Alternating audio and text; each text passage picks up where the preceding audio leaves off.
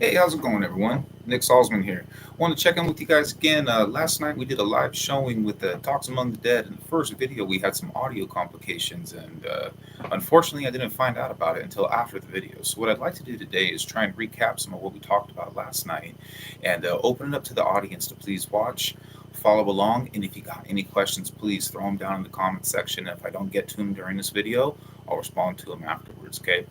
So the first thing we're going to talk about today is emotional balance and how the mind affects it. Okay, so emotions are something that really drive us to do a lot of amazing things.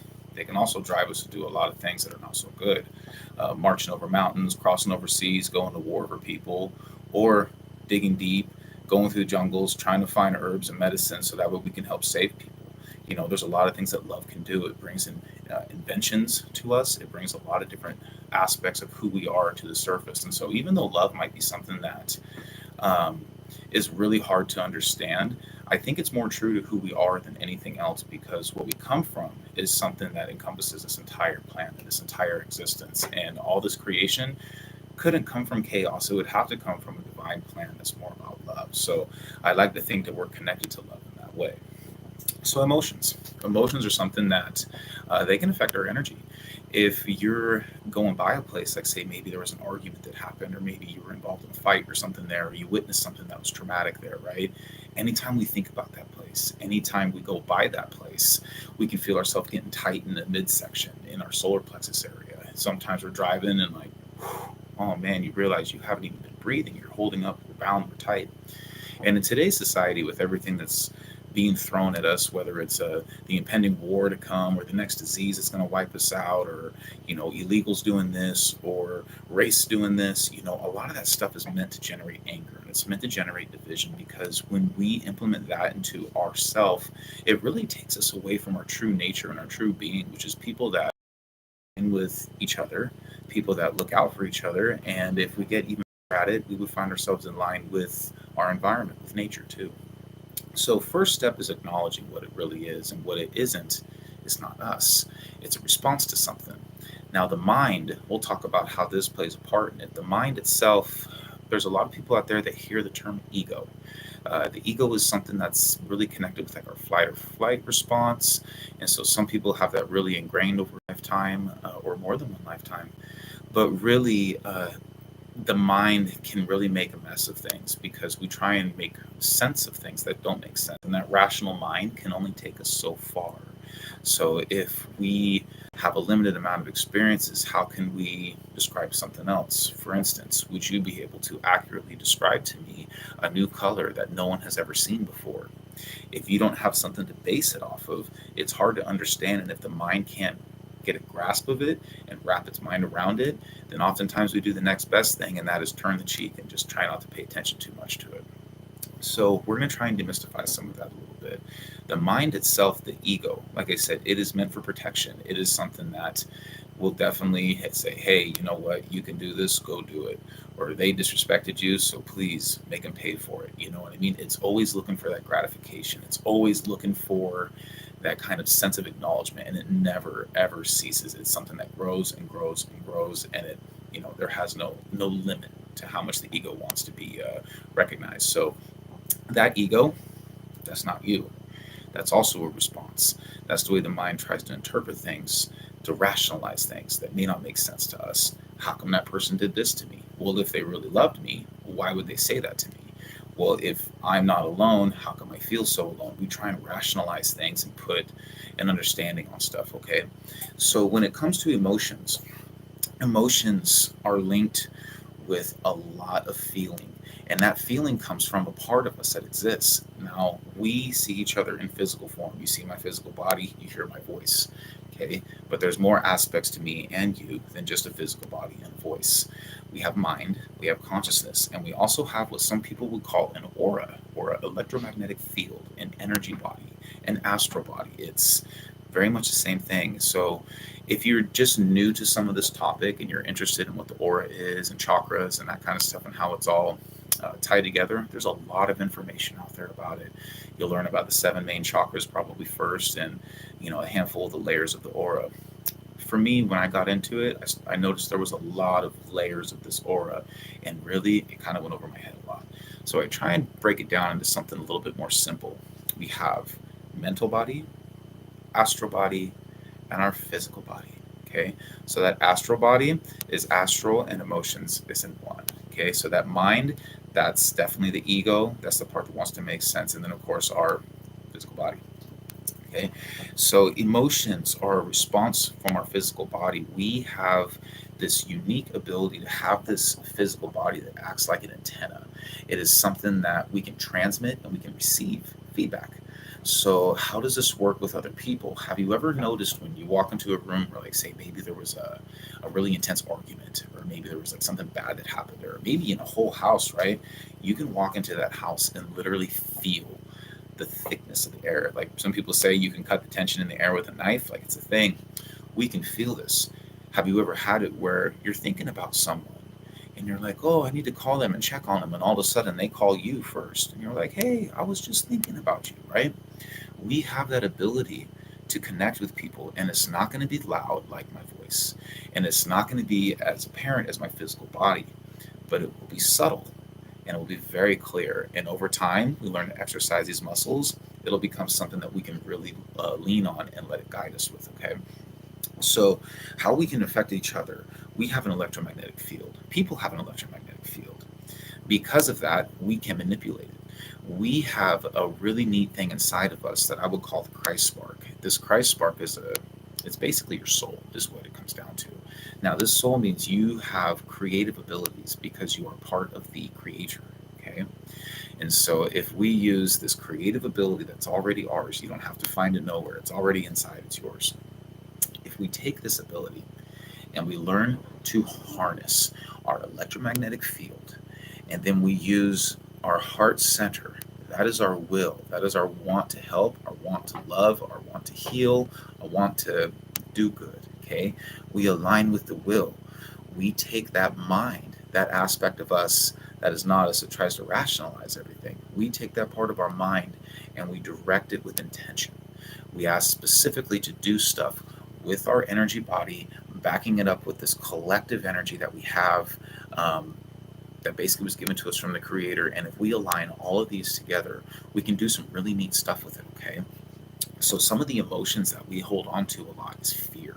Number one thing in society that's being pumped to us is fear. Byproduct of that, anger. Anger is another big one, that basically comes from the root of fear. And what does fear usually come from? Lack of understanding. We don't know, or we fear what we don't understand, and it's just a lot easier that way than trying to open up to a new possibility or a new perspective. Okay. So these kinds of things can affect the organs in the body. If anybody here ever heard of reflexology before? Reflexology is a practice. There's a few different places you can work with. Some use the face, some use the palms of the hands, others use the bottoms of the feet. And there's certain points on the hands or feet or face that correlate to certain parts of the body's organs. Okay. So when I first started making this connection, I noticed when I was swinging a pendulum and doing my thing that sometimes I'd feel like just a slight, like little tickle or a touch or something on my face. And it was kind of distracting. And I was kind of wondering what that was. I started noticing that if I had my hand open and I was holding a pendulum over my hand like this or whatnot, right? Holding it just like this, I would notice when I'm asking questions to people, or, what's wrong with their health or whatever, I would get little sensations on these certain points on the insides of my hand. And so I didn't really know what that meant. And then finally, one morning I was doing it barefoot. I was, pulling out my pendulum, doing my work, and I was barefoot. And I had my feet out, and all of a sudden I started getting these weird little tickling sensations on certain parts of my feet. Now it really had my attention because I thought something was messing with me, right? So one morning I woke up, and the first thing that I thought about was reflexology chart. Look up a reflexology chart. So I looked it up, and I found that there were a lot of little points that were on the hands and on the face and on the feet that correlated to organs in the body. Okay. So when I was asking, this is when the light bulb turned on for me. This lady reached out to me and said, hey, my mom's having some health issues. Can you send her a blessing, sealing some healing energy? I said, sure, why not? Let me see what I can do. Okay. So I just held, her picture on my phone right here, and I held it over the phone, and I started asking some questions. And I said, can you show me what part of this person's body needs the most healing, like right now? Like that's what I wanted to know. And I got this weird sensation in the bottom of my foot, and it was a specific spot. And I looked up a reflexology chart of the foot. And the spot that it touched me at, I looked in, it correlated with the liver. And I said, oh, that's interesting. So then I messaged the lady. I said, hey, does your mom have issues with her liver at all? And she said, oh my gosh, yes, she's actually battling cirrhosis right now. So that's when things started opening up, and I started realizing that these sensations wasn't something touching me. It was my body giving responses to what I need to look into. So, helping me understand first how emotions play a part in physical health. This is a great way to get into it, okay? So, if you're getting sensations in the body, say you're asking about somebody, or maybe you're at home and you're getting these weird sensations, right? Like some people have to get their gallbladder removed. I'll talk about that for a second. The gallbladder itself is something that I know a lot of people that have had issues with this area, creating gallstones or getting it removed for whatever reason. Now, that gallbladder, there's two things emotionally that really throw this area off and make it imbalance. One is the feeling of things not being fair. How come they get this and I don't? How come they're treated this way and I'm treated like this? If only I had this going on in my life, it would make me happy. You look at the things you don't have. And the other one that gets stored in this area is the fear of something coming to get you. So this is where a lot of people that have like mania, or I guess whatever you want to call it, maybe they're really scared of going outside because something's going to happen to them. This is another emotion. This fear of something coming to get you is another emotion that's totally going to throw off that gallbladder, and oftentimes leads to people having to get it removed. So you can find all this information on the internet. Just look at just look at emotions that are stored in the body, and you'll find these different areas of the organs that it's connected to. Recently I went to the dentist, and I was really happy to see that even this office that I went to, they have a chart of all the teeth. And now there's a lot of practices with getting root canals and getting the nerves taken out. And now there's a lot of conflicting information coming out saying it's not good to do that. So these teeth, their chart shows that these teeth correlate to organs in the body the exact same way. So that's another thing that we see a lot too, is if someone's having issues with these teeth, oh, look at your intestines. If you're having issues with these teeth, oh, you need to look at your lungs. So this is also, there's a lot of information that's coming out there about that, and more people are starting to understand this stuff. So emotions can definitely throw off the physical body, which can create a lot of sickness coming from the energy body. So what we can talk about now is how we start approaching a therapeutic way of treating this stuff. Now, you can see in some of my other videos, I talk a lot about the hot breath, and I talk a little bit about Ho'oponopono.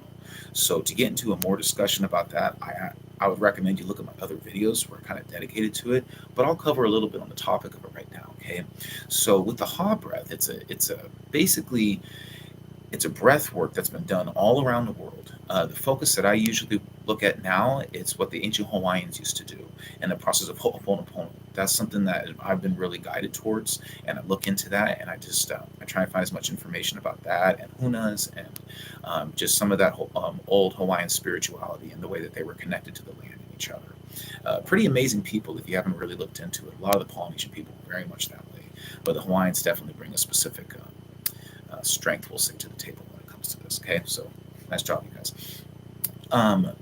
With the hot breath, what we do is we breathe in for 4 seconds, and then we hold it for 4 seconds, and then we exhale for 8 seconds. And when we make that exhale, we make a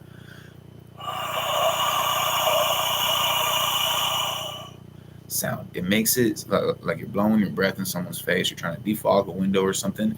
But when it engages your solar plexus. I hope you guys like my Halloween shirt, by the way. So happy Halloween. It engages the solar plexus. That solar plexus is like the battery to your energy body.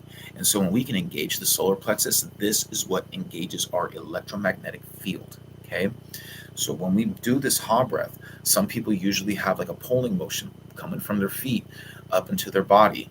And when we hold it, that's when divine energy comes in and intermixes between the two. And when we exhale,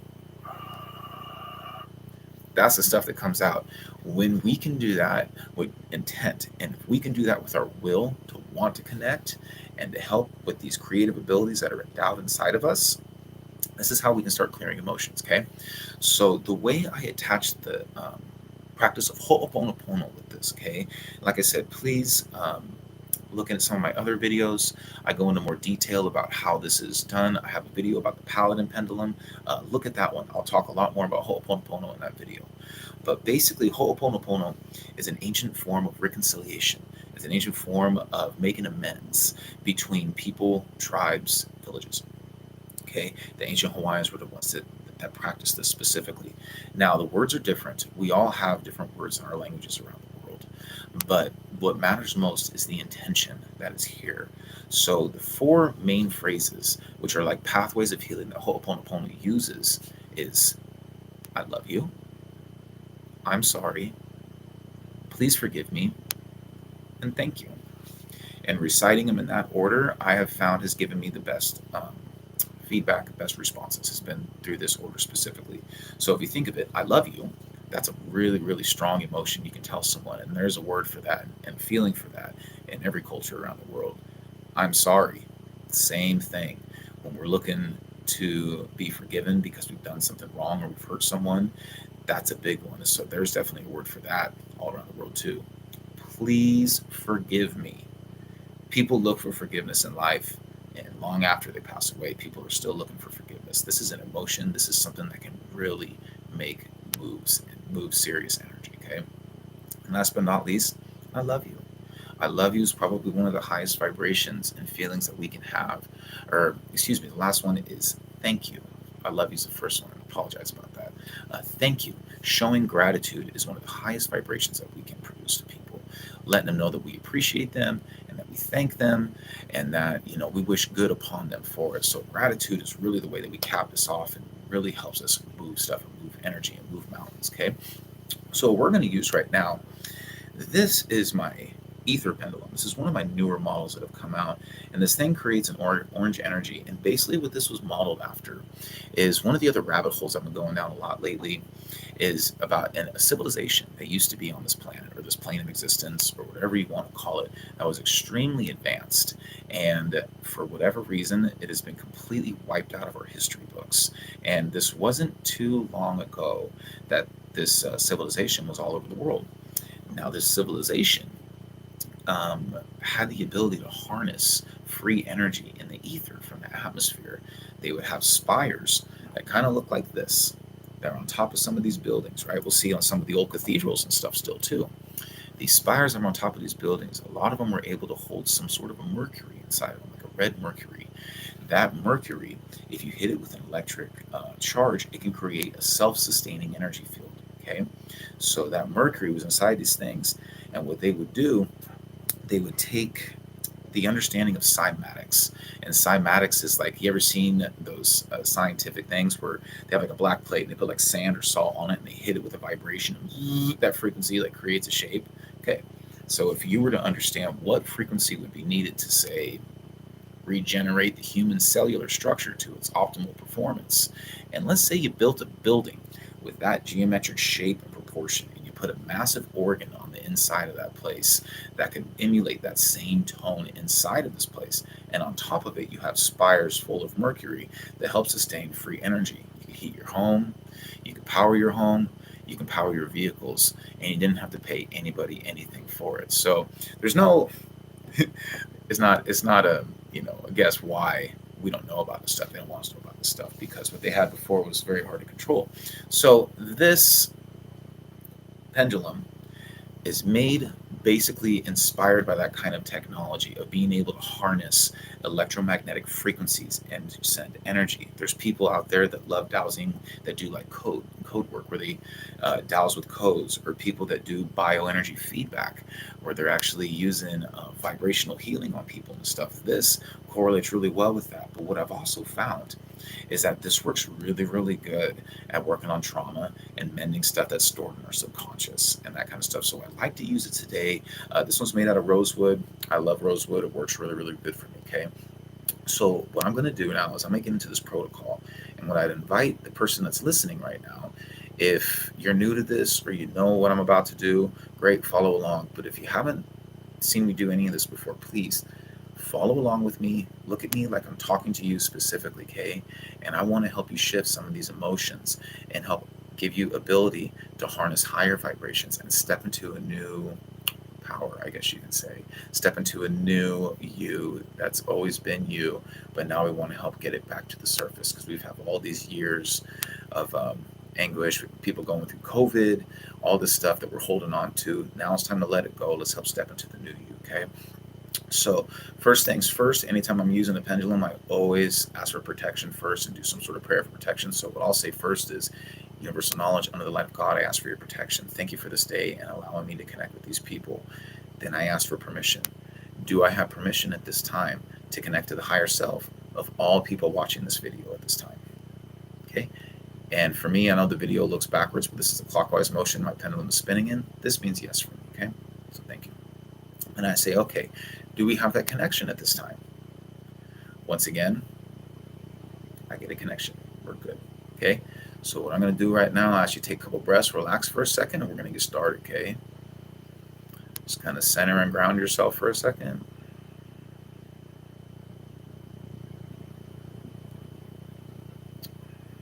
Okay. So these protocols I'm going to throw at you are the ones that I've kind of developed over time, and it's in my words. And so I know it might sound complicated, but I can help you understand. Anytime we want to help people, the first thing we want to do is remove all pain and maybe cure any kind of injuries or lesions that are in their energy bodies. Okay, that's the first one. And then the second we want to do, we want to remove any memories of pain and neutralize like toxic emotions that are stored within the energy bodies in the mind.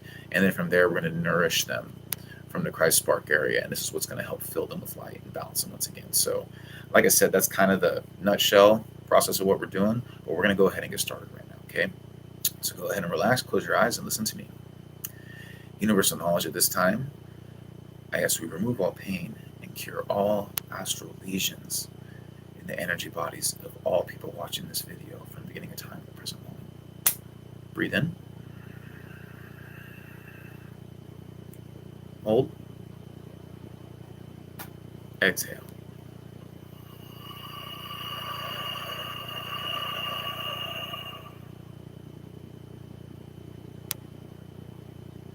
Okay.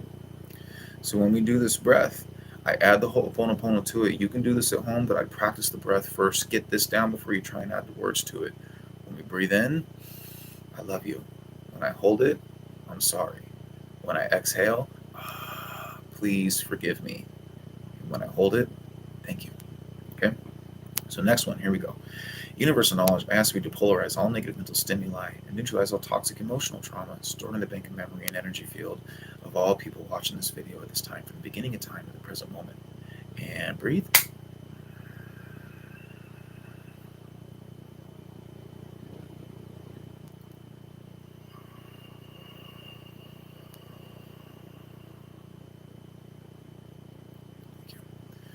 Last but not least, we ask that we send nourishing, unconditional love energy to the Christ spark of all people watching this video. Allow it to fill them with the great white light of Christ. Allow it to nourish them, fill their light body to its highest and healthiest extent, and allow them to naturally repel anything that doesn't serve their highest good health and well-being.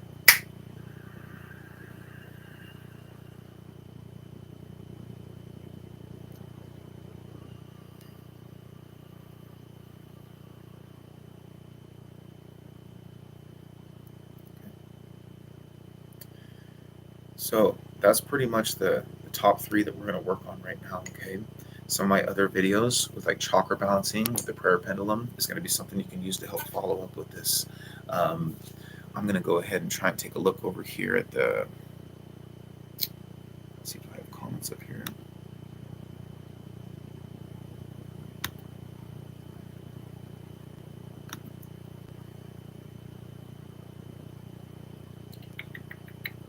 So we got a few people on. Thank you guys for being here. I appreciate it. So what I'll go ahead and do is I'm going to go ahead and just publish this video. And if you guys got any questions about anything I said in here, or you want me to reiterate, or maybe have a topic about the next talk you want me to do, feel free to drop that comment below. Please subscribe to my YouTube channel. Help get this information out there. This is definitely not spoken about very much. And this kind of help with people can really help with certain sicknesses, health issues, mental health issues, and overall, this is going to help us step into our better balanced self. Because if we really want to change the world, let's change ourselves first and give ourselves our best self to the world and to each other. All love and gratitude goes to you guys, and thank you for another day to share my passions with the world.